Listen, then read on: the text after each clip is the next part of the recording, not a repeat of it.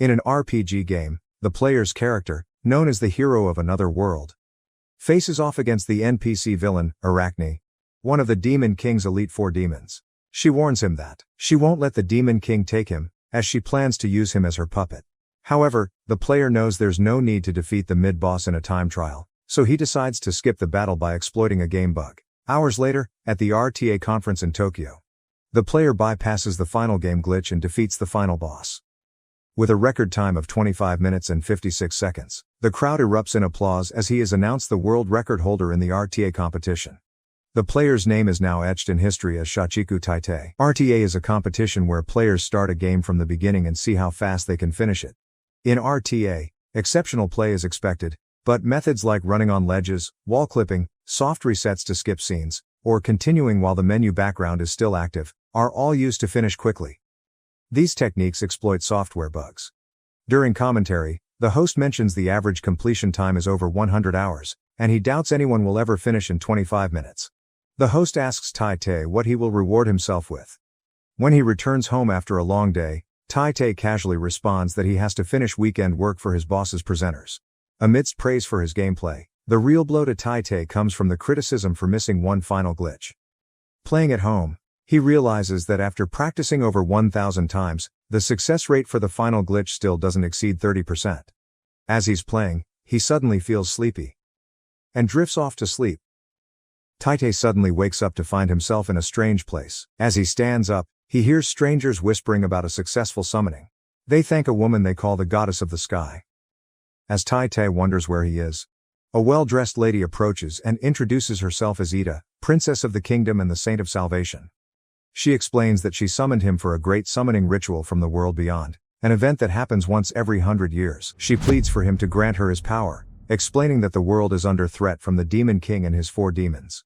At that moment, Taitei suddenly realized that the princess's words were identical to the opening scene of another verse. He began to believe he might be dreaming about the game, as he had played it for so long. However, Taitei remembered that he always played the game in third-person view, not first-person, since he often got motion sickness with the latter. He wondered if he had accidentally switched to first-person mode in the settings. Strangely, he noticed his limbs were moving at his will, just like in real life. If this was a dream, he decided to try a speedrun. Just as the princess was about to hand him the holy sword, he suddenly dashed out of the palace. The princess ordered the guards to stop him, but she was shocked to see him phase through the wall. While continuing to run, Taitei realized that the first step in his speedrun was to skip the holy sword and escape the castle by phasing through the wall. He knew he didn't even need the holy sword to defeat the bosses. The most important thing was to skip the event explaining how to use it. Back at the palace, Ada disguised herself as Danya, a commoner. She often used this disguise when she wanted to leave the palace unnoticed. As Danya chased after Taitei, he kept racing against time. On his way, he encountered Jian, a member of the Capital Adventurers Guild. Jian offered to show him how things worked around the capital. But Taitei abruptly dodged him and kept running, saying he wasn't interested. Taitei knew that avoiding Jian was the hardest part of the early game. If a player gets caught by Jian's medals, the town tutorial begins. However, with a perfectly timed sidestep, the player could completely avoid it. Synchronizing the timing was difficult, so most new speedrunners always get stuck here. While Jian is well known to regular players, being caught by him means at least a 4-minute time loss for a speedrunner. Danya met Jian and asked if he had seen Taitei. Jian informed her that Taitei had gone to the North Gate. Danya worried that Taitei might get hurt, considering they had waited 100 years for his summoning. It would be terrible if he died. As Danya prepared to leave, Jian called her back, choking up as he asked if he was really that bad. Since this was the first time anyone had rudely ignored him like a suspicious merchant, Danya apologized to him before leaving. Danya caught up with Taitei as he reached the Forest of the Forgotten Souls. But she hid behind the bushes to watch him secretly. She was shocked when Taitei suddenly began to strip, leaving only his underwear. Holding a staff, and charging toward a horde of zombies, Danya wondered what he was thinking. The situation worsened as the zombies surrounded him and started biting him. Taitei used the staff to knock each zombie away, seemingly unaffected by their bites. He called it intentional damage, and declared that from now on, he'd pass through this area unscathed. He kept running, and Danya suddenly emerged from her hiding spot, ordering him to stop. She lied, claiming to be Ida's messenger, and reminded him that he had forgotten the holy sword. She warned him that he needed to heal his wounds, or he'd die from them. She offered to cast a healing spell, but Tai sprinted faster, saying he could still make it in time. Tai noted that the current speed run was on easy mode, and in this mode, there was a game balance adjustment in the early stages. The less health the player had while crossing the forest, the weaker the enemies, including the bosses, became. Therefore, in a speed run, the goal was to take as much damage as possible in this area. That was why Tai was only wearing underwear. Armor would increase defense, which he needed to reduce. Suddenly, Danya caught up to him again, offering to heal him. Tai remembered that in the game, Danya was always an ally of the protagonist, but she was an obstacle in a speedrun. So, he decided to push forward at full speed to escape the forest. However, Danya continued chasing him, determined to heal him. She caught up and healed him, pleading with him to wear proper gear. As one of the 4 elite demons, Arachne the puppet master, was ahead in the castle. Tai ignored her and ran off again, but he realized that Danya's dialogue was different from what he remembered. He began to wonder if he was still dreaming. Suddenly, Tai found himself face to face with Arachne's pet, a massive spider. Danya screamed at him to run, knowing he would surely die if he only wore his underwear. To her surprise, Tai began glitching, moving at an incredible speed. He stabbed the spider repeatedly with his staff, which stunned Danya. Before long, the spider was split in half and died. Tai explained that this technique was called the staff glitch. By repeatedly hitting a mini-boss at specific points with a wooden staff, the attack power of the staff glitched, multiplying by 2024 permanently. The holy sword only had an attack power of 60, making it far inferior to the staff. Danya was left speechless by Tai's explanation. After defeating the spider, Tai received a boosting potion, a red vial he considered lucky, as the rewards that dropped here were usually useless due to RNG, random number generation. He decided to enter the castle, where he confronted Arachne, who recognized him as the hero from another world. Arachne told Tai that she wanted him because she had always wondered if people from other worlds made better puppets than those in her own world. She declared that she wouldn't let the Demon King have him, and would make him her puppet. Tai ignored her and used a glitch to pass through the wall. Arachne wondered where he had gone, and one of her puppets informed her that he had gone through the wall. She shouted at her minions, ordering them to find him. Danya kept searching around the wall, trying to figure out where and how Tai had passed through. Suddenly, she also slipped through the wall and appeared on the other side. Tai continued running, declaring that now with the strongest staff, he could ignore the remaining 3 members of the quartet and head straight for the final boss battle. He recalled that beyond the wall was a chaotic teleportation portal, a glitch that, if he jumped off the cliff, would take him to the deepest part of the dungeon, where the final boss fight occurred. Normally, there would be a detection zone there, but there was one spot where it didn't activate. Danya caught up with him, demanding an explanation for his plan. Since he'd been messing around from the start, she reminded him that he was the hero from another world, destined to defeat the Demon King. And if he truly was the hero, he needed to save the world properly. Tai told Danya that to finish the game, he didn't need to fight the mini-bosses. According to the game's rules, they had to minimize downtime, which was why defeating the Demon King would make him faster. Tai and Danya reached the target point, both jumping off the cliff. While falling, Tai used a healing potion and thought about how well things were going for him. He had avoided Jian's tour and got his hands on a powerful staff. He was amazed by his progress, especially since he'd initially been skeptical about the first-person view. Moreover, he even had the chance to act cool in front of an NPC like Danya. However, he suddenly realized that Danya's comment about him messing around wasn't part of the original game dialogue. He began to wonder if he could finish the game faster and break his own record this time, but then remembered it didn't matter because he was still dreaming. At exactly 15 minutes and 30 seconds, he finally faced the Demon King Apocalypse. As Apocalypse tried to start the conversation, Tai immediately used a glitch to skip it and attacked right away. He noted that the first phase of the final boss fight didn't require any special technique. He just had to avoid 3 tentacles and hit Apocalypse 3 times with his upgraded staff. However, the final boss was incredibly strong, and a speedrunner maximizing attack at the cost of health would die after just 1 hit.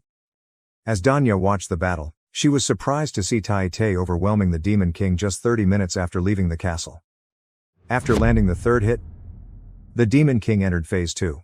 Tai told Danya that the first phase was actually harder, because in Phase 2, after Apocalypse fired a laser or swung its tentacle 4 times, the player could finish the game by attacking Apocalypse's weak spot on its head when it fell. However, Danya didn't fully understand what he was explaining.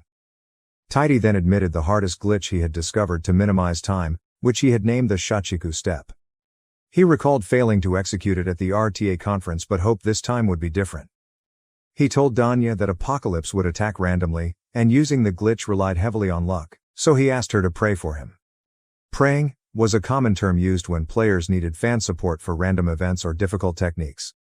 Apocalypse swung a tentacle to attack Tai, and he commented that it was a vertical strike.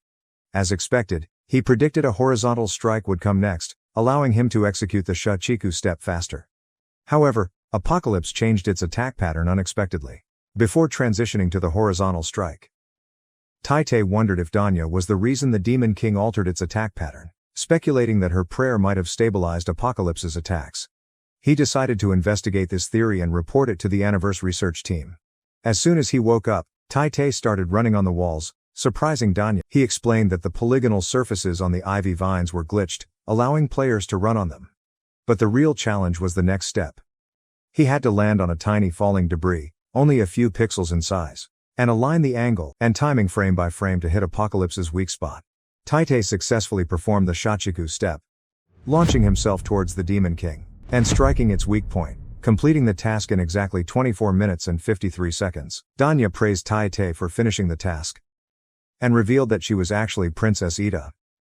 She explained that once she reverted to her true form, she would seal the root that the Demon King was protecting, bringing eternal peace to the world. Tai completed the game in the 24th minute, believing it was his fastest run yet. He also thought he could finish even faster next time, thanks to a glitch related to Danya he had discovered. However, he quickly realized the ending scene didn't trigger. Things got worse when Danya informed him she had lost the ability to transform back into her normal form. Tai became deeply worried, knowing that if Ida couldn't return to her true form, the game's ending wouldn't activate. He wondered why the game hadn't ended after defeating the final boss. Finally, he realized he was trapped in the Aniverse world and couldn't return. Tai and Danya returned to the capital city, Falschla, where Danya went to a tailor's shop. The tailor, Grethrin, asked her what kind of dress she wanted, but she explained that the dress wasn't for her. Suddenly, Tai appeared through the wall and greeted her. They then went to a restaurant for a meal, with Tai now fully dressed as an adventurer, enhancing his defense. Danya warned him to avoid drawing attention in the capital. Tai replied that he was just acting normal, but she accused him of lying. Tai snapped his fingers and told Danya he wasn't sure if anyone could hear them. He explained that the reason he passed through the wall at the tailor's shop was a glitch that prevented him from using the door. Based on the clear data from the glitch, he could no longer enter certain buildings through the doors, which was inconvenient, but he thought passing through walls was a solution. However, Danya insisted this was a serious problem. She dismissed his explanation about game glitches as nonsense. Tai then explained to Danya that she was a character in the game, another verse, and he was very familiar with it. He knew this explanation wouldn't harm either of them, but wasn't sure if she would fully understand. Danya told him what he was saying was hard to believe, but she admitted she couldn't deny what she had seen with her own eyes. Tai replied that glitches were like magic. She countered that she couldn't confirm any magical depletion or soul blessings, so clearly, it wasn't magic, but something beyond the world's logic. She concluded it must be some kind of external power.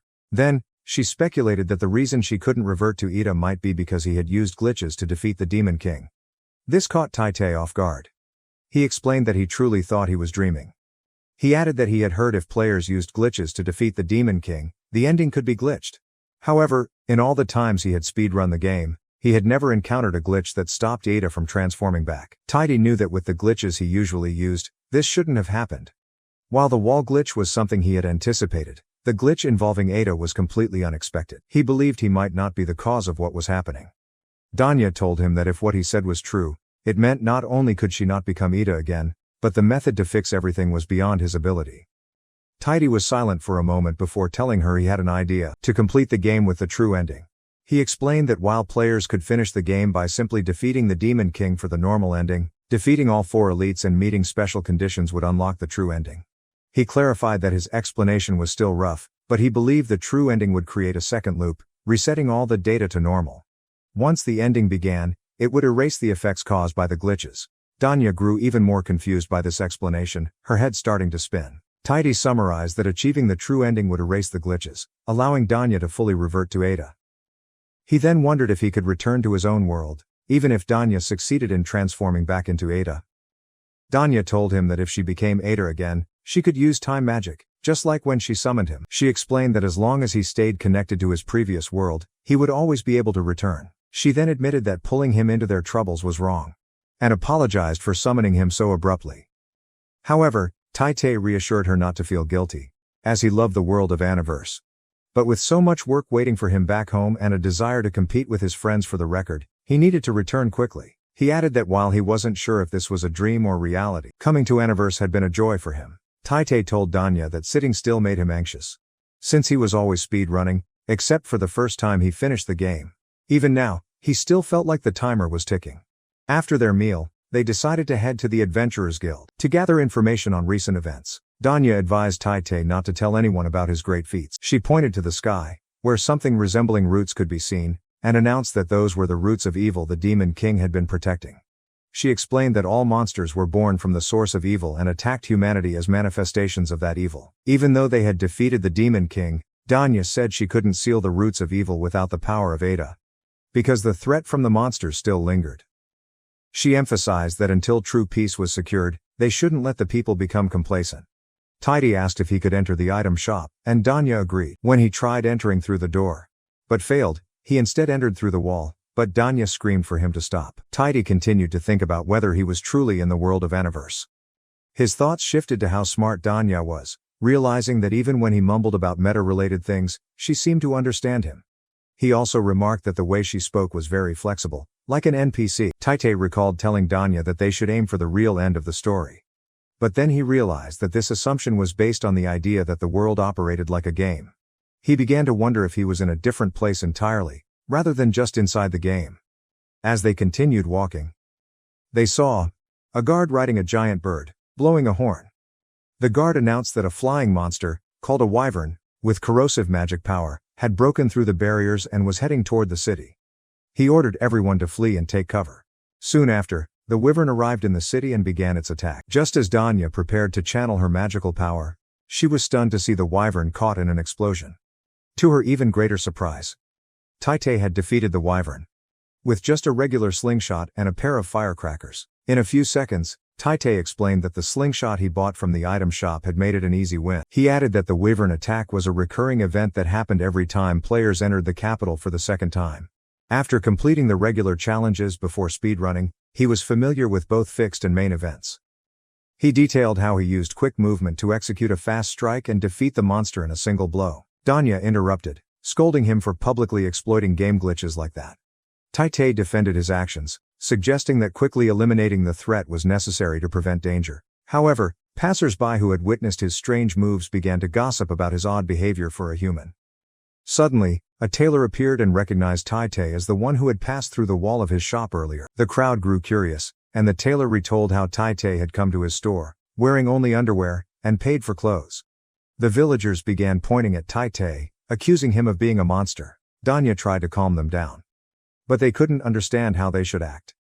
They believed the wyvern was part of Tai-Tai's scheme, as humans couldn't move like he did. Danya panicked, realizing that they would be suspicious due to all of Tai-Tai's glitches. An old woman stepped forward and demanded they stop the paranoia. She told them that the man before them was a hero from another world. She reminded them that an announcement had been made long ago in the castle, stating that Ida had summoned a hero after 100 years. A hero whose power exceeded human understanding. Looking at Tai-Tai now, she believed he was the hero. Tai-Tai stepped forward, confirming her words. However, the villagers still didn't believe him. They insisted that he was a demon pretending to be a hero to deceive them. They warned the old woman not to be fooled. The old woman, angry, shouted back that Tai-Tai was definitely not a monster. She knew what monsters were like, having lived through the occupation of her hometown, where her sister was killed by a monster right before her eyes. She remembered her sister's face being burned when she was just a girl. Thinking back to those moments sent shivers down her spine. The trauma from that time awakened a skill in her, the ability to distinguish between monsters and humans. And again, she could confidently say that the man before them had none of the brutal energy that monsters usually had. The old woman recognized Tai-Tai's presence in a way that contrasted with the disdain of the villagers. She grasped his hand and said that she had been waiting for him. She didn't want to live in fear anymore and hoped that Tai-Tai could bring a world without monsters to them. Her wish was fitting, as her village had been occupied 50 years ago by one of the Demon King's 4 generals, Arachne. It seemed there had been a terrible massacre, But since then, the village remained under Arachne's control. The real death toll remained a mystery. The old woman's story matched the setting of Aniverse. However, it was far more heartbreaking than what had happened in the game. Looking through the screen, Tai-Tai couldn't think of anything to say. Even though he had played through this scene many times. There were many people on the continent living in similar conditions. As long as the roots of evil remained unsealed, the number would only continue to grow. Danya said this because she wanted Tai-Tai to defeat the Demon King. However, she hadn't finished her own mission. She couldn't do much while burdened with the task of salvation. Tai-Tai didn't think Danya had any reason to feel lonely about herself, because she was still helping him. And he wasn't just talking about in the game. Danya always followed him like a true hero.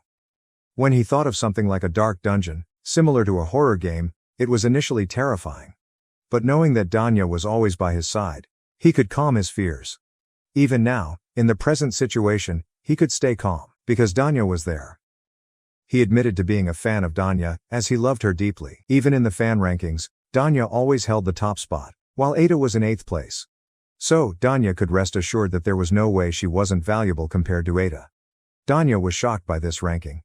How could someone like Ada be in 8th place? Tai-Tai continued, explaining that from what he had checked today, he knew he could exploit all the glitches, just like in the game. So, the world was definitely running on the same program as Aniverse. He wanted to go to the Adventurers Guild tomorrow, and Danya needed to clarify what he meant because it felt like he was abusing everything without reason. He explained that she would certainly be able to return to being Ada, but first, they needed to save the world by reaching the real ending. The two celebrated with a high five, but Danya wanted to know why she was given the name Tai-Tai had for her. He explained that it was a habit from the otaku community. At the Adventurers Guild, when news came in about a level 4 wyvern being damaged by corrosive magic, Jean received a report stating that there were no casualties or property damage. This angered him, and he began to act aggressively toward the messenger, accusing them of neglecting the investigation. Nya entered, curious about the commotion in the capital. Ada's guild member, Ada's shield, Jian, was present when Tai-Tai and Danya entered the guild. He stood there as if waiting for them, ready to deliver some cliché line about how bold they were to show up at the guild, especially after ignoring him the day before. Anyway, he hoped they were ready. Tai-Tai apologized for what happened earlier, humbly stating that Jean hadn't done anything wrong, and it was just a natural reflex. This confused Jian, so Tai-Tai continued, saying that just seeing Jian's face brought back past mistakes in his mind. Jian grew more confused, wondering which past mistakes Tai-Tai was referring to. Tai-Tai waved it off, saying it didn't matter, and Jian could pretend he hadn't heard anything. From the start, Jian had an inner monologue, wondering why Tai-Tai's face reminded him of something he regretted. Maybe someone very important to Tai-Tai had been attacked by a monster right before his eyes. Jian's face might have made Tai-Tai think of someone like his older brother. Perhaps, Tai-Tai blamed himself for being too inexperienced to protect his brother in the past. These feelings made Tai-Tai feel even more guilty. Meanwhile, Jian apologized, saying that he didn't understand what was going on, but Tai-Tai could treat him like an older brother if he wanted. Danya understood that there was definitely a misunderstanding between the two but knew she shouldn't get involved. Focusing on more urgent matters, they decided to meet with guild leader Naya. However, Nya was absent and likely seeking permission to confront the 4 elite generals. It seemed like the hero from another world had appeared.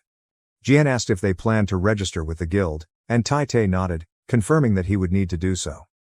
Jian welcomed them to Ada Shield, the guild's headquarters. Marone, the receptionist, guided them and explained that the Ada Shield Adventurers Guild in Falschla was the central hub managing all adventurer guilds in the kingdom. Although there were guilds in every city, Ada Shield oversaw the entire system. Marone handed them their registration badges and explained that with these, they could take quests in all cities, including the capital. Completing quests would allow them to level up and take on more difficult tasks. Normally, they would have to take a test to register, but this time they were exempt due to Danya's recommendation. Jian remarked that they were lucky, as the guild's test was notoriously difficult. As the name suggested, the Ada Shield Guild was supported by Queen Ada, giving it top-tier prestige. Holding a registration badge from the guild also meant exemption from customs checks in any city. These were valuable benefits for Tai-Tai, even though he already knew all about them, being an Aniverse otaku, who had studied the official guide thoroughly. Jian continued, boasting that life in their guild was great, with relatively high quest rewards. The best part was that once a year, Queen Ida herself visited to encourage the guild members. In fact, some people joined the guild just to meet her. Danya added that since Ada Shield was essentially the central protective force of the capital, honoring the queen was completely justified. However, Marone interrupted, saying there was no way Ada would ever be a match for someone like Jian, so he better stop daydreaming. She also reminded them that they were in the process of registering new members, and she didn't want to be bothered by his unfounded fantasies. Tidy thought to himself that the dialogues in this world now felt even more authentic than in the game. Aniverse had created NPC setups so detailed it was almost abnormal. This meticulous attention to detail brought the world to life, creating a strong sense of immersion. Even the side quests in the guild felt like truly becoming part of this world, rather than just tasks to complete. This was ideal from a hardcore player's perspective. Tide shuddered with excitement, eager to speedrun. But the world of Aniverse was so captivating that he couldn't stop enjoying it. Miron asked him to extend his hand toward the crystallization device and asked for his name. Tite gave his name, and Jin remarked that it was a rare one. Miron found it fresh and unique, with an exotic flair. The name Tite used for his speedrun broadcasts was recorded on the device, and from what they saw, he was currently level 1. The process for leveling up would be explained later. While waiting, they continued the registration procedure, and Miron needed Jian's help to complete it. Danya asked Tite if he had ever defeated the Demon King while still at level 1. Tite confirmed that he had, thanks to his speedrun route. However, Danya seemed more annoyed than impressed to hear about speedrunning again. In Aniverse, speedrunning was called the Great Revolution. Speedrun was about completing the game as fast as possible, usually solo. While it appeared to be a fierce competition, for Tite, it was more of a team sport. Though players competed for rankings, they still shared tips on discovering game glitches or optimizing strategies. Since Aniverse was a globally popular game, there were around 500 speedrunners worldwide, with about 30 in Japan. The rules for Aniverse's any % speedrun category were simple: defeat the final boss as quickly as possible, regardless of how much content or side quests were skipped. However, the final boss had enormous HP and power, making finding ways to defeat the Demon King with minimal gear the central focus of every any % speedrun. Initially, when players leveled up properly, the minimum time was around 8 hours. In this route, they could still use the Holy Sword.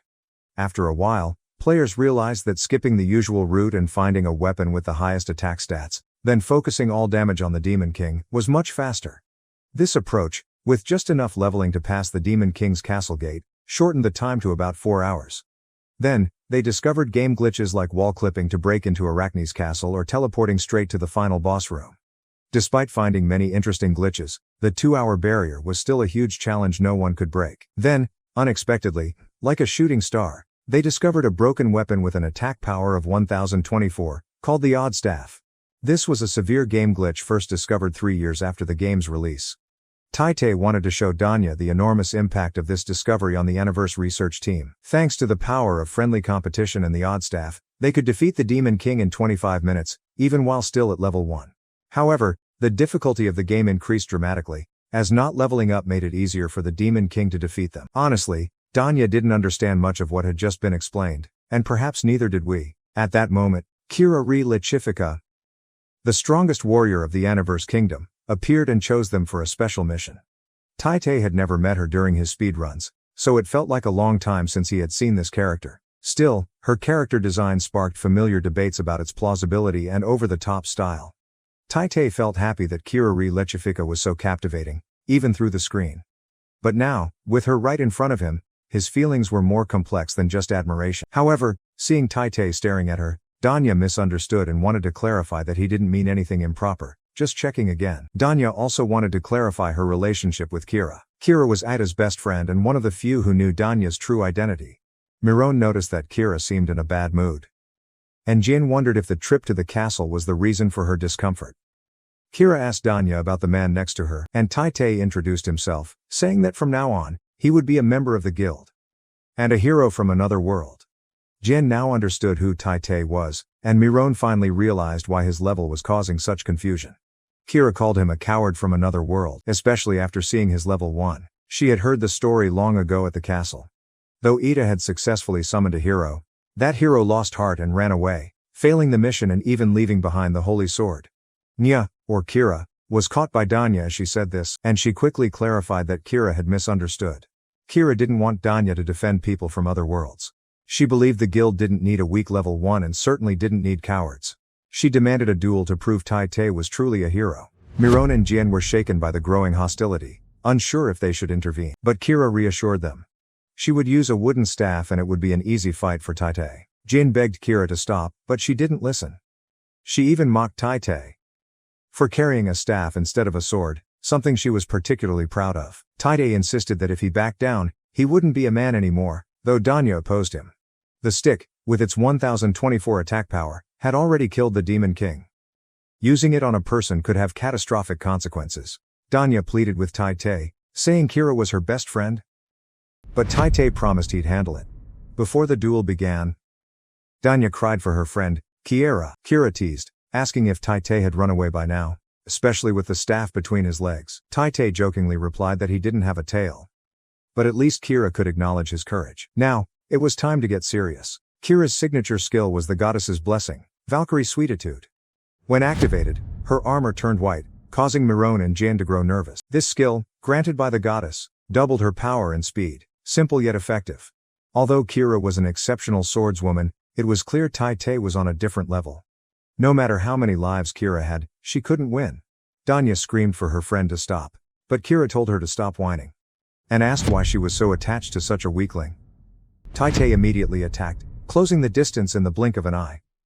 Kira reacted quickly, trying to move faster. But in an instant, Tai-Tai was caught up, and he slammed into the wall. Tai-Tai seemed defeated, barely able to stand. Jin rushed to fetch some medicine, while Miron guided Danya intending to Tai-Tai. Kira remarked that it was a disappointing sight. Tai-Tai explained that this was a forced loss event. In gaming terms, a forced loss event is pre-programmed, meaning no matter how hard you try, you're bound to lose for story reasons. In this case, choosing to confess to Kira about being from another world during their first encounter in the guild triggered this event. From a speedrun perspective, the quickest option was to approach Kira in the first 4 frames and land a heavy attack to defeat her. After recovering, Danya expressed her disappointment that Tai-Tai hadn't truly attacked her friend with the Staff of Strange Power. Tai-Tai reassured Danya, saying that for an important friend like Kira, he couldn't hurt her in front of her. That's why he had to acknowledge their friendship. Miron rushed back with the medicine, but seeing Tai-Tai fully recovered, realized the medicine wasn't needed anymore. Kira asked if Tai-Tai had intentionally lost. She pointed out that he had clearly seen through her moves. Otherwise, he wouldn't have been able to counterattack. Anyone who could do that had to be on par with Kira, or even stronger. Kira needed to understand why. And this led to a conversation not in the game. Tai-Tai, confused, couldn't say he was saving time. So he simply told her he had no reason to defeat Kira. She wasn't his enemy. They were allies, united to defeat the Demon King. Kira decided not to become friends with Tai-Tai right away. She was just teasing him a bit. Both apologized for their rude behavior. Tai-Tai suggested it would be great if they could become friends. Kira agreed to try working with him from now on. And she told Danya. Kira then asked about something Danya wanted to say earlier and invited them to her room. Jean wanted to follow, but Kira, as the leader, insisted they return to their duties. However, she had advice. The world was counting on the hero from another world to defeat the Demon King. The people in Ida had high expectations for him. But Kira, born in this world, had her own pride. She had spent her life training in swordsmanship since she was 5, forsaking a noble life to pursue this ideal. Kira was determined to be the one to defeat the Demon King. Tai-Tai revealed he had already defeated the Demon King, which shocked Kira. She thought it was a cruel joke. How could he have done it so quickly? Danya confirmed the battle ended yesterday, just 25 minutes after Tai-Tai was summoned. Tai-Tai explained the concept of speedrunning in his world, where the competition was all about defeating the Demon King as quickly as possible. All of this sounded absurd to Kira, and she told Danya that Tai-Tai must be crazy. Kira was shaken, but she knew Danya wouldn't lie about the Demon King's defeat. This realization made her connect some dots. Danya asked about an incident, and Kira explained that right after the hero summoning ritual, a roar came from the Arachne castle in the north. It was relatively close, and the news reached the capital through the reports of the Red Lion group. Arachne's spider families had been spotted, apparently searching for something among the Demon King's 4 guardians. Arachne, infamous for her cruelty and cunning, had killed to satisfy her brutality for the past 50 years. Her victims became puppets, controlled by her strings and poison. What was even scarier was that those under Arachne's control would accidentally awaken their skills. While Kyra awakened her skills through sword training, humans could awaken their abilities in extreme situations. And with the goddess's blessing, these skills ranged from legendary to ordinary. Arachne specifically targeted beautiful girls to awaken their skills, creating special puppets from those with extraordinary abilities. Taide realized that the old woman might have communicated with monsters. She could have been one of Arachne's victims 50 years ago. She was lucky not to become a puppet, but she was still deeply affected. All of this was truly horrifying. Beyond the capital, in Aniverse, lay a world ruled by ruthless monsters, where humans had to live under their control. The four guardians wielded tremendous power and only obeyed the strongest demon king. But if the demon king had already been defeated, Kira didn't know what would happen next. She believed that if they didn't act fast, things would spiral out of control. Especially since Arachne's base was on the outskirts of the capital, combined with her hot temper and impulsive nature. Unlike other strong enemies, they had sent spies since yesterday, but Arachne could strike faster than they could report, maybe even tomorrow. Kira feared they couldn't delay for even a minute longer. They needed to deploy the royal army today, or at the latest, tomorrow. But first, they had to convince the elders. Taite, full of excitement, suggested they attack before Arachne could reach them, proposing an immediate confrontation. He started shaking, leaving Kira confused. But Danya understood. He was trembling because he wanted to speed-run the battle. He explained that he holds the world record in the true ending category and has never needed to reset when facing Arachne, always splitting the time under 15 minutes. Danya asked him to simplify, and he clarified. If they speed-run against Arachne, they could defeat her in just 15 minutes. This seemed unbelievable to Kira. But he continued, stressing that with the current situation, they needed to prioritize safety over time. However, it would require Kira's help. Despite not fully understanding the plan, Danya pleaded with Kira to trust him. Reluctantly, Kira decided to trust this strange boy. She declared that they needed to prepare thoroughly and said she would visit the tailor and the item shop near Arachne's castle. While Arachne's brutality was horrifying, Taite was undeterred.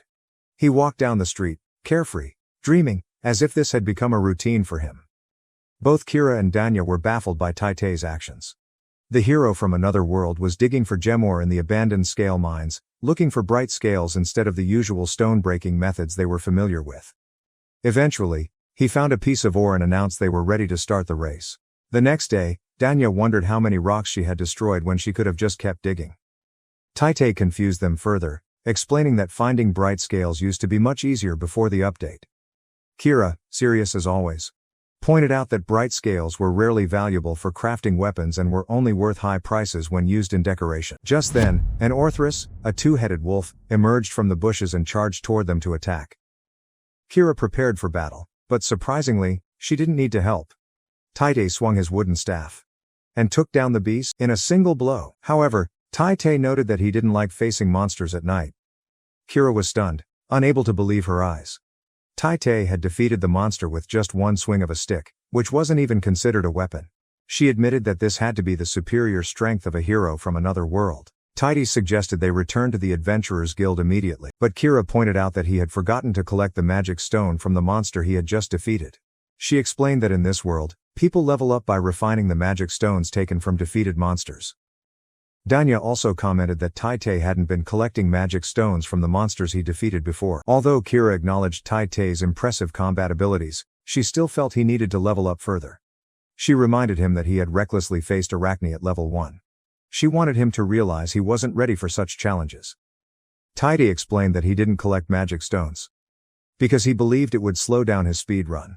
However, now that he wasn't focusing on speed running, he decided to explain further. He took the magic stone from the Orthrus, which the monster had just been defeated, and everything seemed normal to his friends. But Taite revealed the problem: the long cutscene when collecting magic stones. He explained that collecting the stone took 32 seconds, and even skipping the scene, the data loading still took around 10 more seconds. He pointed out that in speedruns, every second counts, so he couldn't afford to stop and collect magic stones or level up. Danya asked about the wyvern, and Taite admitted he might have collected a magic stone from that creature, but skipping them had just become a habit. Despite this, Danya and Kira still found his words and actions confusing. However, Kira noticed that Danya's voice sounded like she was enjoying herself, which reminded her of their childhood.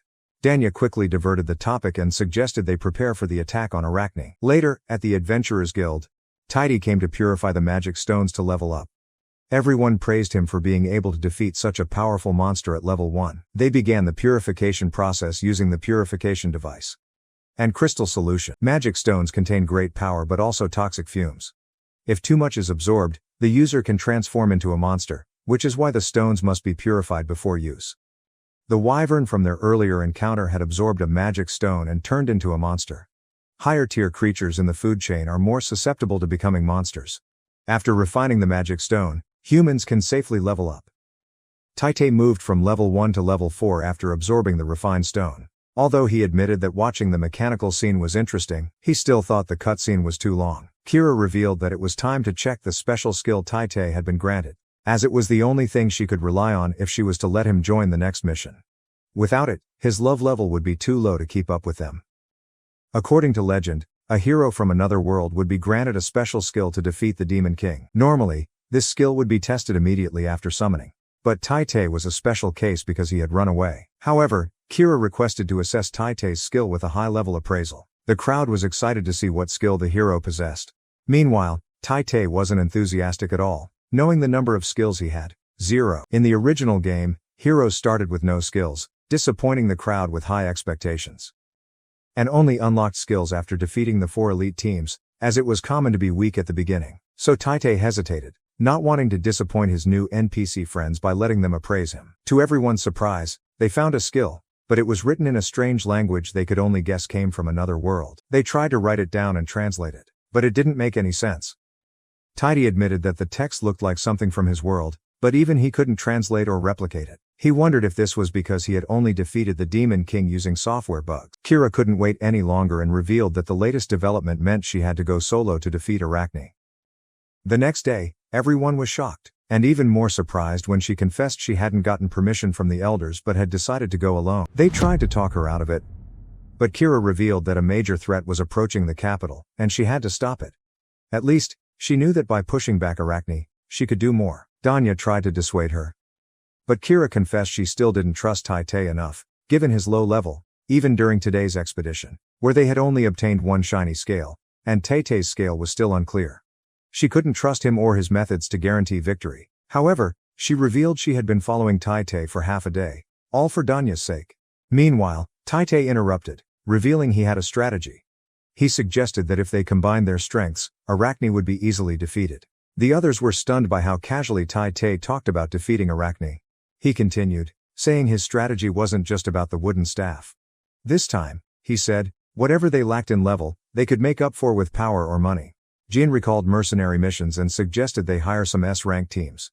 He also pointed out they could sell the shiny scale, which was worth 10,000 cents. Danya cut him off, reminding them that the money they'd earn would only be enough to hire a B-rank team, not an S-rank one. Kira slowly began to accept the plan, but emphasized they couldn't use the guild's funds, or even her own money, because the elders might find out.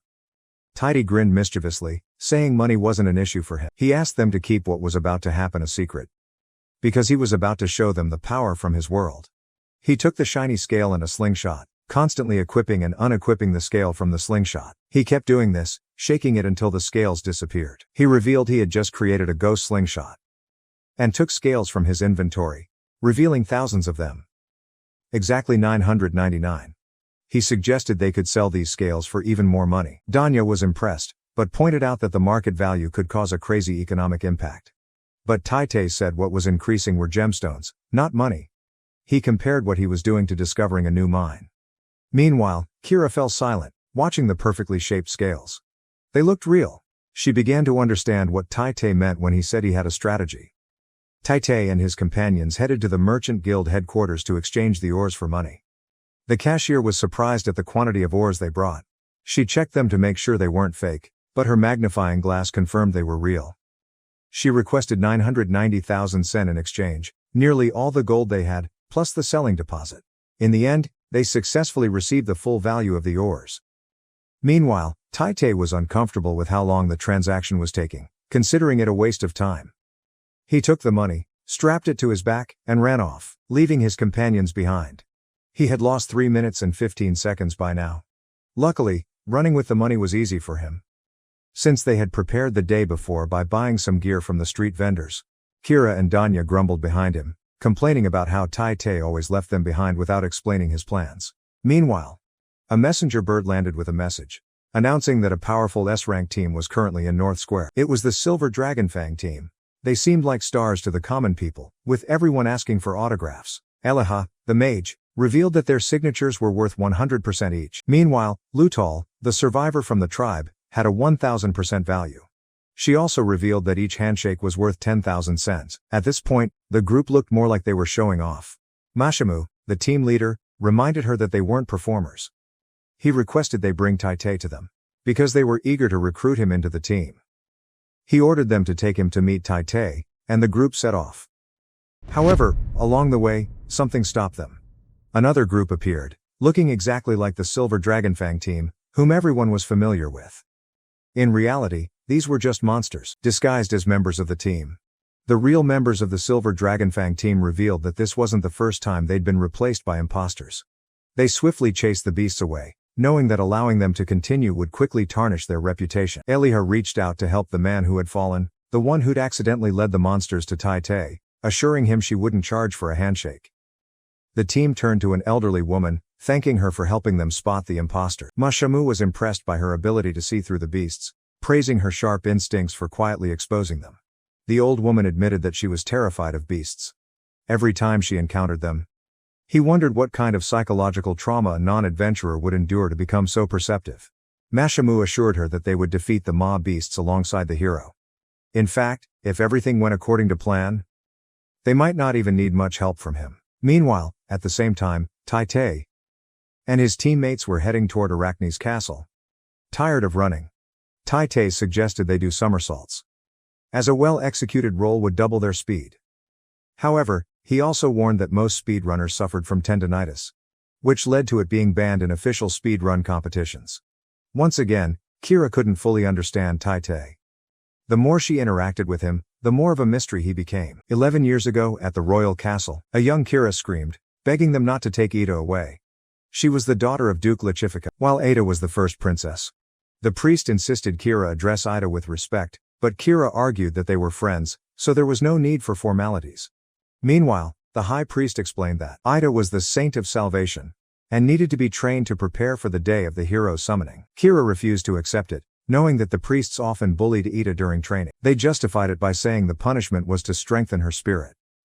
They further explained that summoning a hero from another world wasn't a child's play. It would require Ida to meditate for 10 straight days and undergo rigorous training for it. The priest revealed that heroes could only be summoned once every 100 years, when the stars of both worlds align. They were about to enter a dark era that would last for the next century. They respected Kira's father, second only to the royal family, but insisted Ada must be taken. Kira pointed out that they relied on summoning someone from another world while they could defeat the Demon King themselves.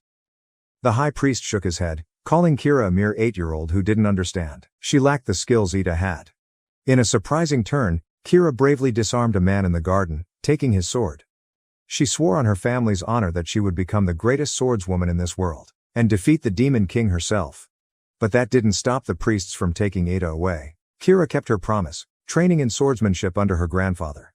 She had impressive feats, eventually earning the Lechifico armor at 18, something only the strongest swordsman could wear. Kira became the greatest saint in history. Her battle wasn't over, even after the Demon King's death. Now Kira reflected that back then, she was just a child. She understood the heavy burden Ida had to carry. She wanted to share part of that weight. At the same time, she realized they had passed through North Square, where they were supposed to meet the S-rank team. Tidy smirked as he revealed that he never said they needed an S-rank team. He didn't want to mention it because of Jin. He kept running, with his companions following behind. 50 years ago, Lauren and her younger sister Norin. They were preparing to go up the mountain to pick strawberries. Their guardian allowed it, but he reminded them that the village chief had warned them to be careful of beasts outside the village, as the villagers didn't want to lose their 2 most beautiful girls. On the mountain, Norin asked her sister about her thoughts on the hero from another world. Lauren revealed she had read stories about his past adventures, and she was eager to join him. Lauren didn't say much, reminding Norin that her body was weak. But Norin shared that she had also read about special skills, how humans are blessed through hard training, and how adventures would become easier. Lauren admired her sister's confidence, but reminded her that they would grow old before the next hero came. Meanwhile, the smell of smoke began to fill the air. They looked down from the mountain and saw their village under attack by spider beasts. Panicked, they tried to calm themselves to think of the next move, but a beast blocked their path, calling Lauren trash and knocking her down, injuring her right eye. Lauren, nearly unconscious, could still hear her sister's screams, as she was killed by the beast's skill. Moments later, Lauren woke up in her home. Back in the present, it was the elderly woman who could see through the maw beasts. 50 years had passed, but the event still haunted her. Meanwhile, Tai and his friends arrived at the village of Tadanka, now known as the Spider Trail. This was the village where Noran and Lauren had lived. Tai informed the group that he planned to pass through here instead of the dead forest, since they now had the strange staff. Kira recalled the events that had happened here 50 years ago. She knew that no one was allowed into Arachne's territory, no matter the reason, yet, she noticed that the village didn't seem deserted. Though there were no people, it seemed like the villagers had only recently left. Danya pointed ahead at Tai, who was jogging ahead. He called for everyone to keep up, warning that this could be the hardest part of the campaign. Even though Arachne's castle was still a long way off. Soon, they encountered a few of Arachne's minions. Kira was ready to fight, but Tai told her to save her skills for the real battle. He planned to pass through without fighting, and instructed them to follow his lead and mimic his movements. Tai had mastered the fixed movements of the spiders, so he dodged them effortlessly. Kira and Danya managed to do the same. But the spiders kept chasing them. At this point, Tai said, it was time to throw some coins at them. Throwing coins proved to be an effective way to damage the enemies and stop their chase, as the spiders were attracted to the gold. Tai simply tossed the coins into the air. Perhaps this was why he needed so many.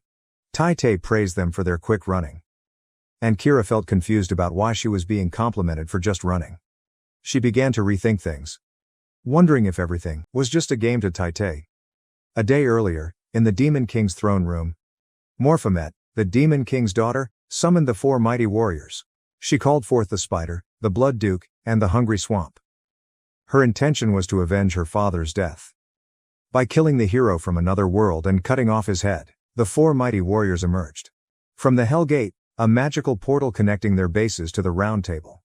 Arachne, the Spider Queen, arrived late, and the others teased her about it. Brahms, the Blood Duke, and Respi, the Hungry Swamp, made remarks that irritated her. It seemed the 4 mighty warriors didn't always agree. Right from the moment they arrived, they began shouting and throwing insults at each other.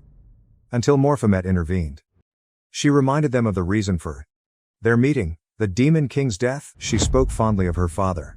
Then, oddly enough, she told them the hero had been summoned just the day before and had killed the Demon King that very same day. The Demon King's sudden death was too hard to believe. So Morphomet showed them his death through the Mirror of Death's Eye, a mirror that reflects the events you wish to witness just before you die. Before he died, the mirror showed Tai dodging all of the Demon King's attacks, as if it were child's play. Then countering and ending the battle with just 3 strikes. To add more humiliation, they discovered that Tai had used a wooden staff instead of the holy sword. Morphomet declared this action unforgivable and swore to kill the hero in the worst possible way. Meanwhile, she noted that Arachne remained silent. As if deep in thought, Morphomet asked Arachne what was troubling her, but the Spider Queen insisted it was nothing. In reality, it was far from nothing. Arachne secretly despised Morphomet, and only obeyed her because she was the Demon King's daughter. The meeting ended, and they returned to their castle. At Arachne's castle, she expressed her desire to gain the hero's power from another world.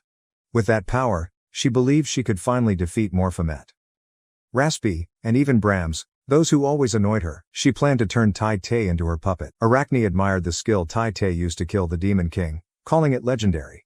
She revealed that she knew exactly how to obtain that power for herself, despite her hatred for men. To do so, she had to make Tai her puppet. The skill she sought was Karnakavacha, which could make her defense invincible, rendering her immune to any attack.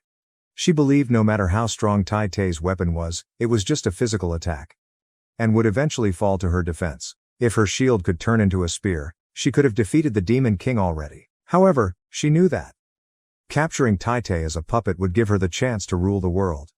Arachne remembered how she had to serve the Demon King all this time, but that would change now. She intended to become the new Demon King. Arachne looked around and saw no minions. She wondered where they were, as she still had orders to give. She headed down to the castle to command them to capture the hero from another world. But the biggest surprise came when she saw Tai standing right in front of her, just 12 minutes and 35 seconds later. Tai was advancing quickly. Arachne wanted power, so she had to seize it, or she'd be killed. At this moment, Kira faced Arachne directly, along with Arachne's Elite Four, who were confident they could defeat her. Before the battle, the group gathered with Tai, assessing that Arachne would unleash an endless wave of small spiders. These spiders would attack them, preventing them from defending while attacking Arachne. Kira's task was to clear the small spiders with wide area attacks. Kira wasn't bothered by focusing on this task, but she wondered if they could win decisively and safely. Danya reassured them that they had defeated the Demon King, who was stronger than Arachne, based on the wyvern's health in the capital and their encounter with Orthrus in the suburbs. Though lower-level beasts typically appeared, and despite how easy it was to defeat them, the beasts could have been made much harder since they defeated the Demon King without injury. In short, Arachne was stronger than the Demon King they had already beaten. It wasn't what they wanted to hear, but Tai calmly reassured them, saying the speedrun route had been planned with that in mind. This meant they couldn't kill Arachne in a single strike, since she had a very high health pool. They needed to attack multiple times to defeat her. Cleaning up the lower-level MA beasts was a prerequisite. Which is why Tai brought Kira along. Arachne descended the stairs, chuckling at their arrival. She was thrilled to meet the hero from another world, and had no intention of letting him escape. She was even excited about the new toys he brought, and declared she would turn all of them into her puppets. If Kira was struck first, she would collapse to the floor, unable to move. Dazed, Arachne started with a threatening attack from the get-go. With only a 5% success rate, a poor move for the hero team. Tai threw something into Danya's hands, a mana potion, a purple drug. The plan was for Kira to recover while Danya used this potion to clear the lower-level MA beasts. Tai had calculated that Danya had barely enough mana for this, but Danya reassured them that she was ready. Arachne remarked that she didn't know what their plan was, but it was just a futile struggle. She didn't stop Danya from using Nekomata Fire, a spell that attacks with fireballs, her main AoE skill. Meanwhile, Tai noted that Kira hadn't fully recovered from her daze. He urged her to stay focused, because this was the final part of the speedrun, to defeat Arachne. Arachne reminded them that she was protected by Karna Kavacha, her defensive skill. It was an extremely impenetrable, legendary skill, able to nullify any attack, be it physical, magical, or mental, and was her strongest skill. She was certain the hero from another world wouldn't survive. Perhaps Arachne should talk less and pay more attention. Because Tai attacked with coins.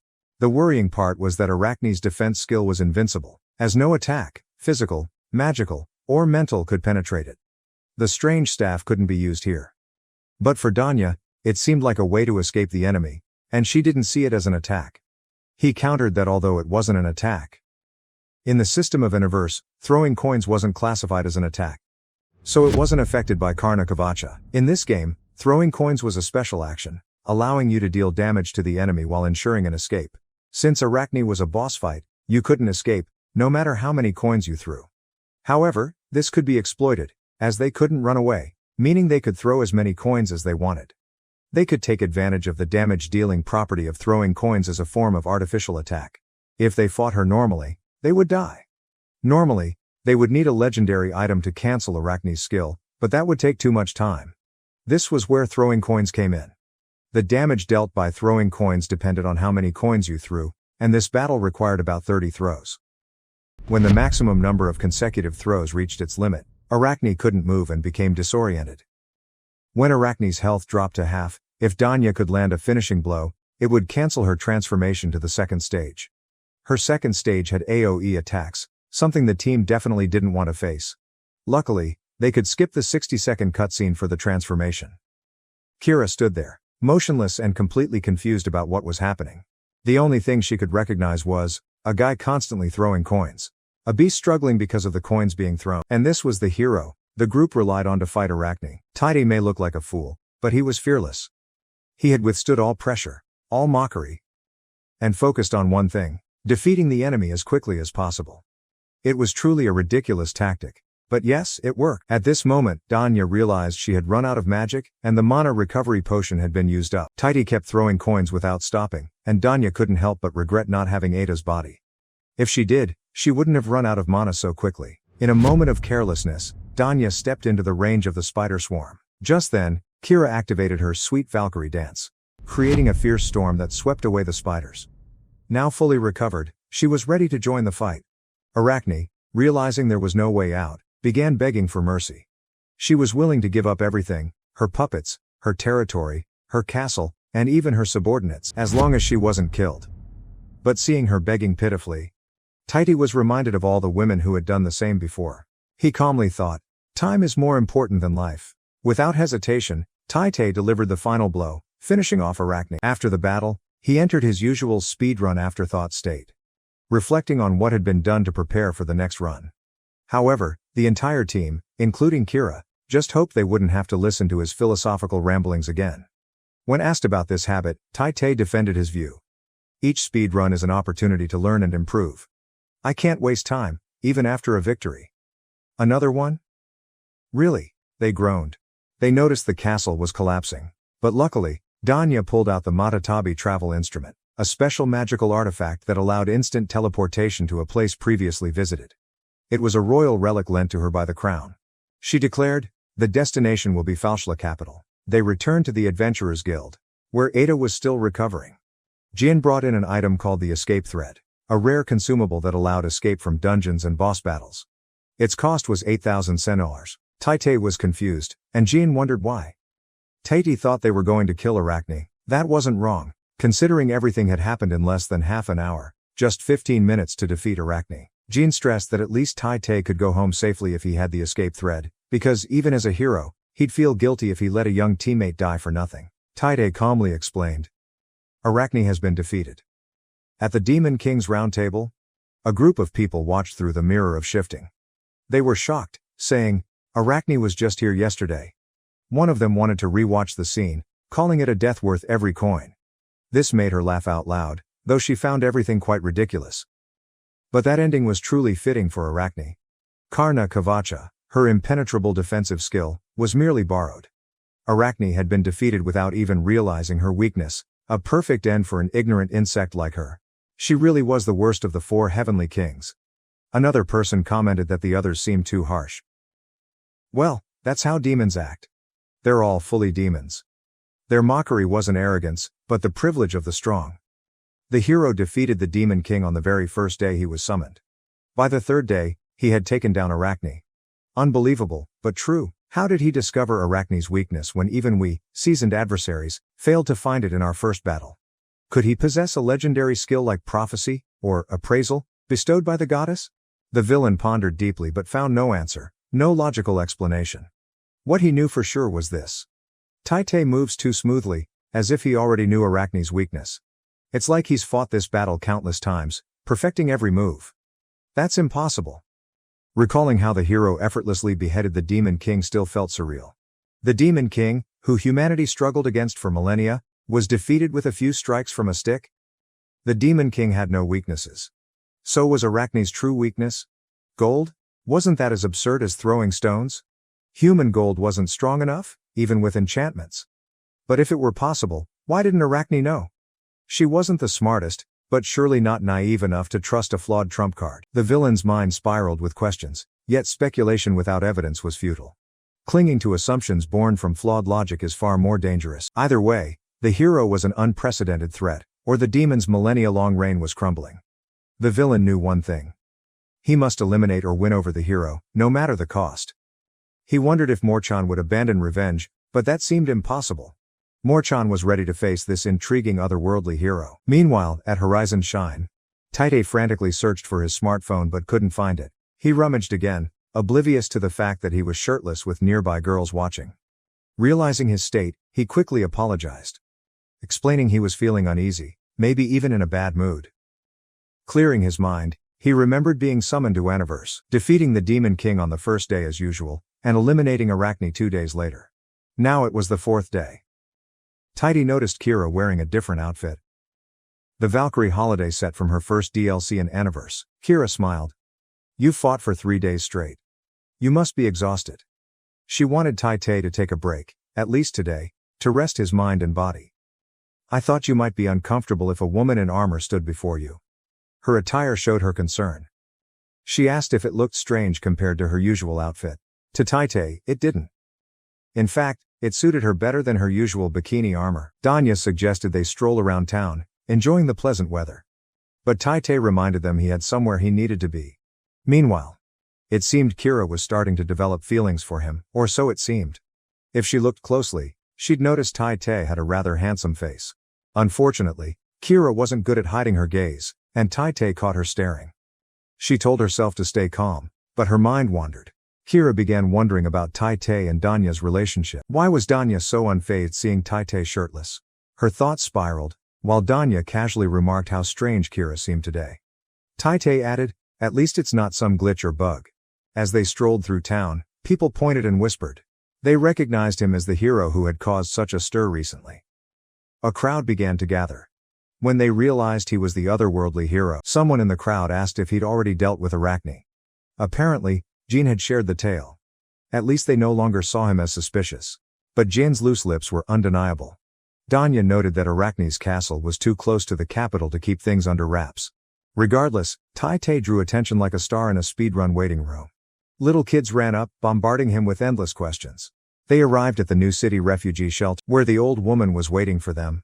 Taite came with a souvenir from the battle with Arachne and gave it to the old woman. Her face twisted in shock as she recognized the gift. Memories of her sister's death before her eyes flooded back, along with the regret of being trapped there. But now, it was over. The nightmares would haunt her no more. Amid her smile, Taite glimpsed a young beautiful girl, the person she once was. He said his farewell, Kira remarked, surprised to see Taite showing emotions and priorities beyond speedrunning, noticing a shift in her judgment of him. He explained that what they had done was a side quest called The Butterfly in the Web, a story-connected mission but not essential for the main ending. The reward was just a potion. But he wanted to return it as it was her sister's keepsake. His casual words left them puzzled. Back at Ida Shield, Miron pressed Taite for his plan. She asked why he hadn't requested an S-tier mercenary squad, offering to recommend them for help in defeating Arachne. The mercenaries, shocked and disappointed, lamented that Taite had left without them. Taite explained the mercenary systems tutorial was way too long. Miron apologized for disrupting their day off, but mentioned an urgent inquiry from the capital regarding the defeat of Arachne that needed answers from the sages. Kira volunteered to draft the report for the senior leaders, noting that today had been joyful, albeit brief.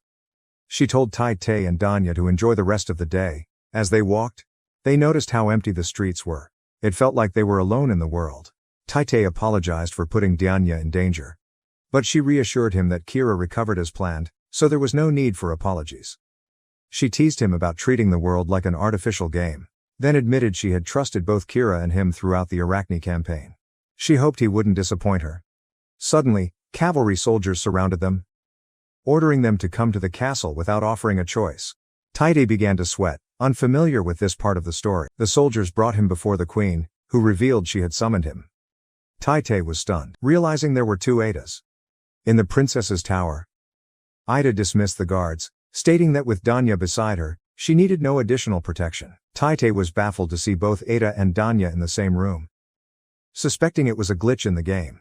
Ida then removed her royal attire, revealing herself as Ain, Ada's younger brother and stand-in. Taite was shocked. How had he not known about Ain, despite all his knowledge of the game's world? Danya noticed Taite, who seemed to know everything about the world, acting confused. The late king, a lustful man, had fathered Ain with a prostitute, making Ain Ada's uncle. Ain's mother passed away, and the royal family abandoned him, only to later secretly accept him as Ada's stand-in due to their resemblance. Ain warned Taite that the details of the Arachne campaign were critical.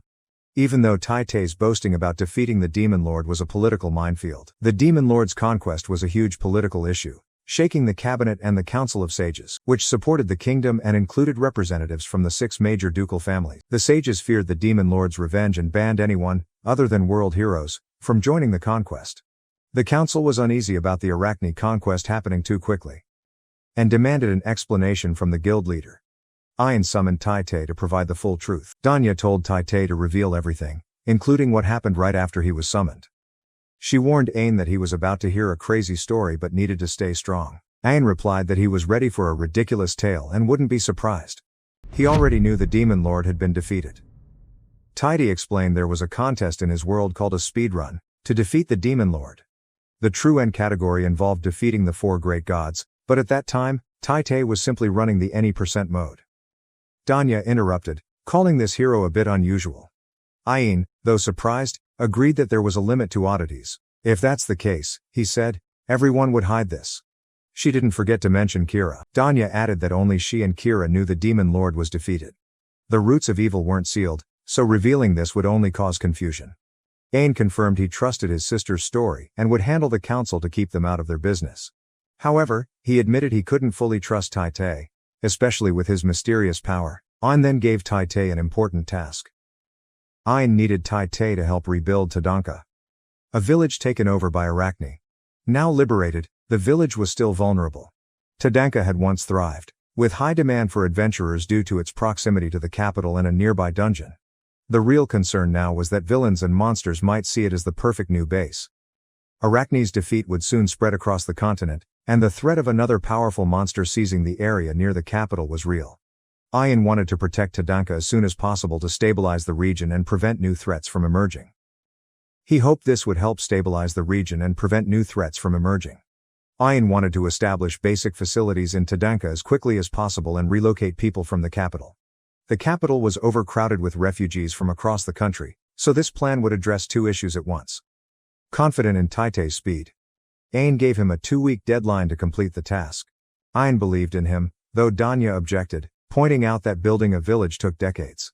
She also noted that defeating the demon lord was very different from building a settlement. However, Ain wasn't ready to abandon the plan without trying.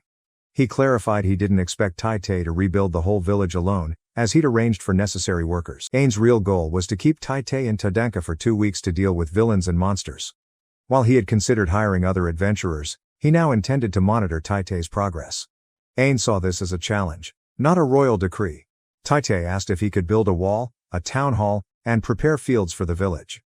He claimed he could complete it in half an hour, though this was typically a long process. Danya was skeptical but tired of arguing and scolded Ain for doubting Taite, especially while disguised as her. Taite said Ain was only trying to protect his sister. Danya apologized for Ain's doubts, explaining it was because he cared for her. She reassured Ain that, though Taite was strange, he was reliable and capable. Taite agreed to take the task of protecting Tadanka. He planned to enter the village the next morning and finish the work by noon. Ain said he had a meeting in Parliament, but would try to check in later. Taite acknowledged the challenge of facing unexpected elements and emphasized that optimizing game factors was key in speedruns. He hoped to complete the task quickly and believed they had met Princess Ida's expectations. The next morning, the S-rank team was discussing how quickly Taite defeated Arachne, wondering about his tactics. They were tasked with supporting the village's reconstruction and reporting on Taite's actions, which felt more like an investigation than help. The leader planned to apologize to Taite for underestimating him. Their discussion was interrupted by an elite monster attack, resulting in the instant death of one team member. The remaining 2 members of the S-rank team readied for revenge. However, they too were quickly defeated. She felt frustrated. The fight hadn't been challenging enough. Bored by the predictable nature of her world, she found Princess Ida's letter about a world hero intriguing, and looked forward to meeting him. She licked her lips excitedly, eager to uncover all his secrets. Kira discovered Taite had finally met Ain, and called Ain a scheming child for trying to contact her before reviewing her report. Taite was surprised to see Kira back in her bikini armor and asked if she had a bad relationship with Ain. She replied they weren't friends or enemies, adding that Ain was hard to approach, possibly due to his upbringing. Kira mentioned that Ain only opened up to Ida. Danya tried to convince Kira that Ain might like her, but Kira didn't really believe it, saying Ain always looked down and never made eye contact with her. Taite began to feel strange as NPCs he knew started talking about NPCs he wasn't familiar with. As they approached Tadanka, Taite, Danya, and Kira were greeted by Raspi, the slime who had previously transformed into members of Silver Dragonfang. Mashamu explained that they were from Silver Dragonfang, an S-rank team from the Dragon Bones Guild, a famous organization from the ancient Dragon Bones forest in the Kingdom's south, an identifying mark. Mashamu introduced the rest of the team to Taite, and announced that they were here to assist him. Mashamu even showed Taite an authorization letter signed by Ain, which the slime had stolen from the original Mashamu. Kira introduced herself to the group, and urgently asked them not to treat her like royalty, as she saw herself as just an ordinary adventurer. Mashamu said her request helped him a lot since he wasn't skilled with royal protocols. Taite didn't remember who Silver Dragonfang was, so he decided to check his records. It was then he recalled they were mercenaries that players could summon in battles. And this was the first time he heard them speak, since players only knew their names and skills in Aniverse. Taite felt relieved because, unlike Ain, these 3 were NPCs he knew. Raspi, from the Silver Dragonfang team, was thrilled to finally meet Taite and started noticing his powerful wooden staff. She explained that her special ability, Brain Gourmand, allowed her to eat the brains of her targets, absorbing all their memories. Raspy was delighted that, although she had swallowed 3 members of Silver Dragonfang, they didn't suspect a thing. She declared that while she could be satisfied with just his staff, she wanted all of him for herself. However, she decided to stop that line of thought, considering Tai Tai a rare treat, and it would be a waste to eat him right away. The other members of Tai Tai's team introduced themselves. Elia then told Tai Tai she'd heard rumors about him defeating Arachne and asked what magic he used. Tai Tai blushed and said he simply did his usual speed run. Kira tried signaling Tai Tai to be careful about what he said, but Elia interrupted and told Tai Tai that the reason she was on this journey was to master magic and uncover the truth about everything. She added that if she could master speedrun, she might get closer to her dream. As she did so, Elia grabbed Tai Tai's hand and tried to seduce him, urging him to reveal details about the speedrun. Kira saw this and became furious. Raspy, inside Elia, was thrilled, believing that human men were easily charmed. Tai Tai was excited when Elia asked him about speedrun, and he quickly agreed to join her, suggesting they speedrun through Aniverse together. Kira yanked Tai Tai away from Elia, asking what he was doing, why he was revealing such important information to someone he barely knew. Just because she was a beautiful woman. Tai Tai explained that he only did it because it's a tradition in the tough Aniverse speedrun community to help newcomers. He started rambling about how there are only 500 Aniverse speedruns worldwide and how players share information about bugs they discover. However, after many years since Aniverse was released, players found fewer bugs, and the speedrun routes had become strict. He explained that speedrunning a game without new discoveries becomes just following the current route with as few mistakes as possible. He told Elia that what Aniverse needed was the fresh perspective of someone like her, since most players stuck in old ways would be trapped with only experts.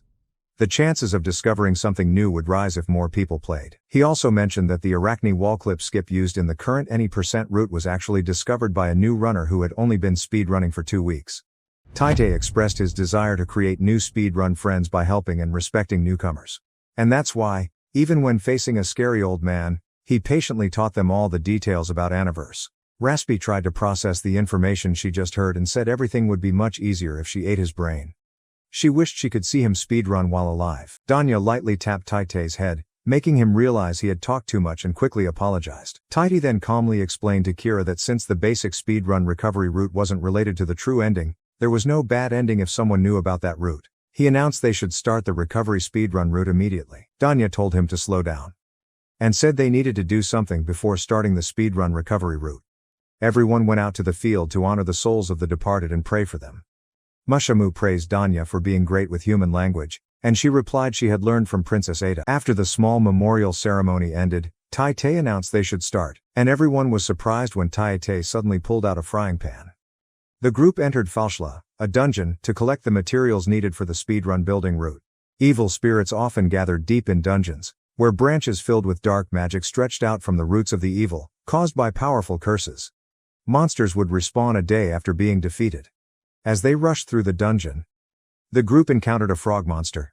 Raspy feared the others would start suspecting her if she didn't fight. So she unexpectedly prepared Silver Dragonfang's weapons.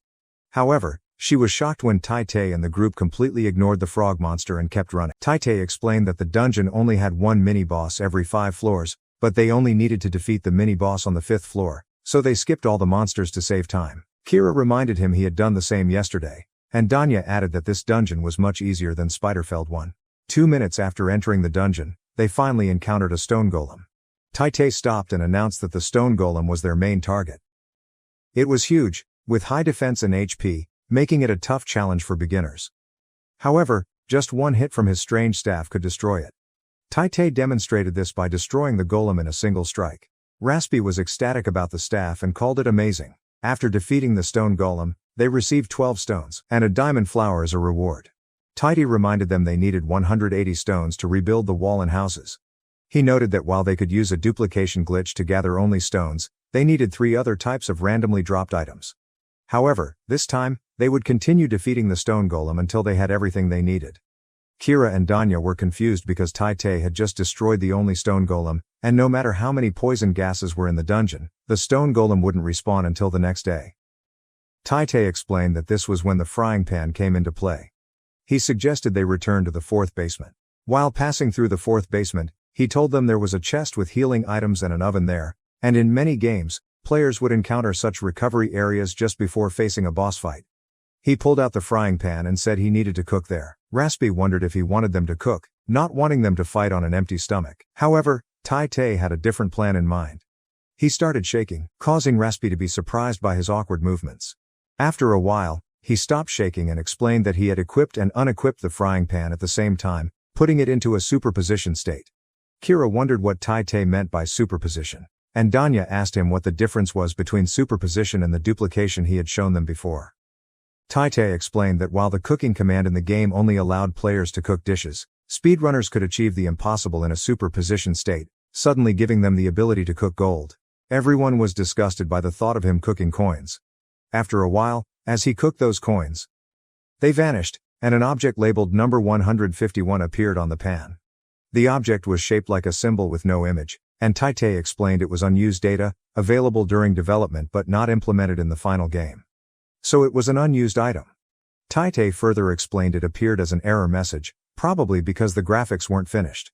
Then, Tai Te shocked everyone by demonstrating that players could eat this error symbol since it was still considered a dish. The others stared at him in horror and screamed for him to spit it out. After Tai Te ate it, he led the group back to the 5th basement. Surprisingly, when they arrived, everyone was shocked to discover that the stone golem had respawned. Tai Te explained that eating item number 151 doesn't advance time in the game, but voluntary analysis showed that a day still passes within the game system, because the item wasn't implemented. No one knows what it was originally meant to do, but speedrunners discovered that eating it makes a day pass without advancing the in-game clock.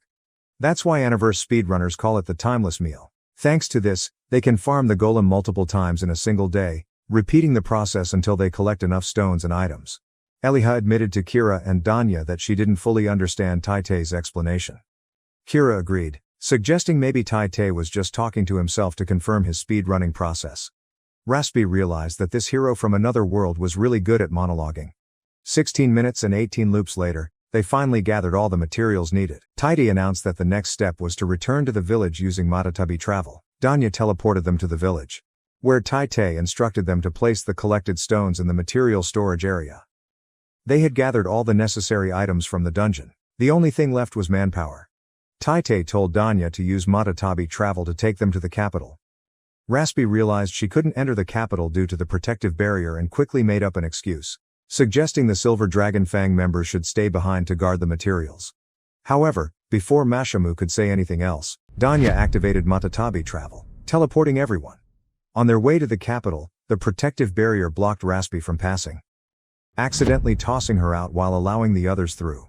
She landed outside the gate and wasted no time. She rushed to a guard and swallowed him whole. Once inside the capital, Kira wondered where the Silver Dragon Fang members were, but Danya warned her that Tai Te would go ahead if they didn't hurry. Kira couldn't shake the thought that the Silver Dragon Fang members couldn't enter the capital despite teleporting with everyone. At the Carpenter Guild, specifically at the Gnome Group's mansion, leader Baron May scolded Tai Te for suddenly asking to borrow his workers. He explained that his workers were top tier. The capital's walls were built by his Gnome Group, and even Faustula's castle was constructed overnight by them 2 generations ago. They only took on first-class jobs. Tai Te then asked how he could be recognized as first-class by Baron May. Baron May replied that as an explorer, Tai Te should bring him rare items, like a diamond flower. Baron May was stunned when Tai Te quickly placed the diamond flower on the table before he could finish his sentence. Next, Baron May asked for a dwarf's dice, and Tai Te immediately presented it. Before Baron May could ask for anything else, Tai Te brought out everything, surprising him and making him wonder how Tai Te knew exactly what to bring. Before Baron May could say anything more, he had no choice but to agree and allow Tai Te to borrow his workers. The group then returned to the village via Matatabi travel.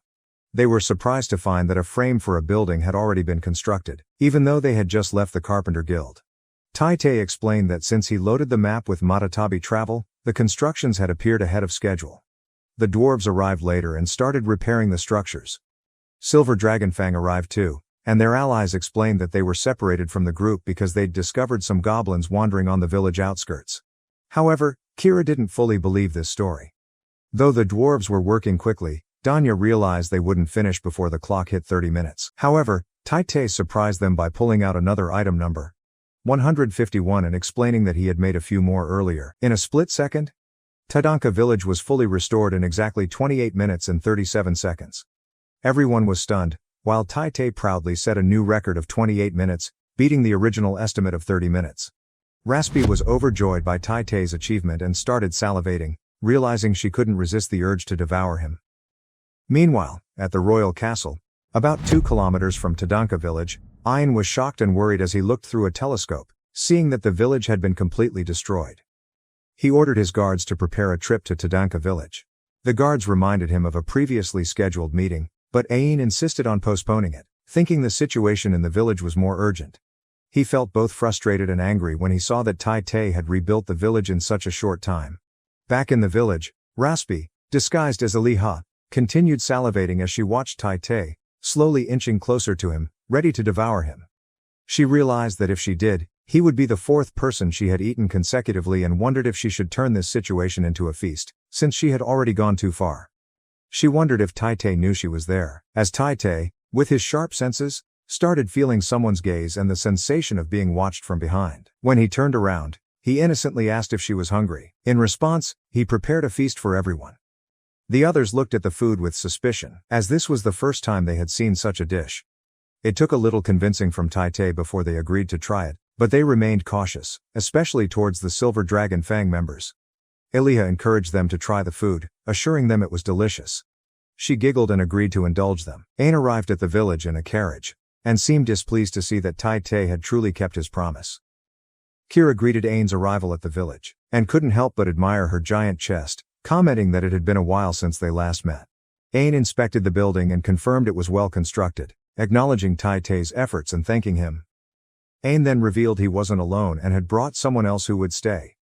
He asked someone to step out of the carriage, and the group was stunned to see the elderly woman from the village. She was shocked, feeling like she was in a dream. Despite the village changing so much, the stone houses still held their unique shape. At that moment, the woman's sharp judgment kicked in, and she recognized the true forms of the Silver Dragon Fang members. She tried to warn Tai-Tei to stay away, but Raspi suddenly lunged and nearly swallowed him whole. However, Kira quickly intervened to save Tai-Tei. Kira caused significant damage to Raspi's core, but not enough to destroy her. Meanwhile, Tai-Tei was too stunned to react. Realizing that one of the 4 great fiends had been with them all this time, Kira wondered why Raspi was here until she remembered that Raspi could alter the memories of those she devoured. She quickly realized that Raspi must have eaten the other 3 Silver Dragon Fang members. Everyone was shocked to see Raspi had taken Tai-Tei's staff, saying she'd keep it as a memento. She then reached out and grabbed both Ain and Danya. However, Eliha swiftly intervened to save Danya, while Ain's guards were too slow to protect him. Raspi decided to leave with only Ain, telling Tai-Tei that if he wanted to save Ain, he would have to come to the famine swamp. With that, Raspi teleported away with Ain. Tai-Tei was left dumbfounded, struggling to process what just happened. Raspi had left the famine swamp, stolen his staff, and kidnapped Ain, an NPC who shouldn't even be involved. He was even more confused because this situation had never occurred in Aniverse before. Danya begged Tai-Tei to save Ain before he was killed. Kira stepped forward, disagreeing. She asked Tai-Tei if the attack had caught him by surprise, knowing he, a calm person, couldn't have panicked so easily. This meant Raspi's attack wasn't part of his plan, and worse, his staff was now gone. Kira wondered if Tai-Tei had a plan for a pointless death. She told Danya they needed to prepare carefully for the battle, even if it took time, adding that a decoy corpse was reserved for situations like this. Tai-Tei noticed Danya's sadness over her brother's kidnapping, and told Kira that despite Raspi's unexpected appearance, she was still the Raspi from the Elite Four he knew. He continued that there were still chances to win, as they needed to go to the famine swamp, which meant they'd return to the normal route. However, Tai-Tei admitted that it would be tough since he couldn't retrieve his peculiar staff, but there were other ways to defeat Raspi.